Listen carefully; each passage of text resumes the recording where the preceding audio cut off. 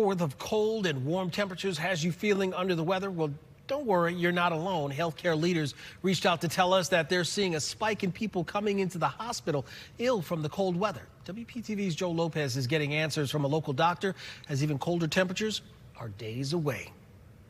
I've been out here in West Palm Beach and Boca, and I can say that most people are wearing those pants and jackets, but there's always those few in shorts and flip-flops. But it's that back and forth temperature that has doctors getting ready for possibly another spike and people getting sick. I spoke with Dr. Ethan Zimmerman. He's an ER physician with Palm Beach Health Network. He said with the weather we've had, flu cases have been upticking along with COVID and RSV. He said the mix of hot and cold temperatures impact our immune system, and they've had upwards of 15% more ER visits and hospitalizations that they expect to go up after this even colder weekend. 90% or even higher of these cough, cold, congestions or viruses.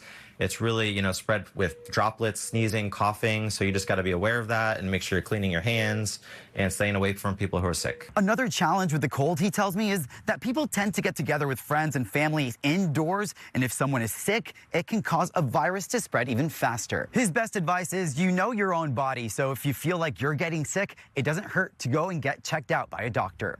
Reporting in Palm Beach County, Joe Lopez, WPTV News.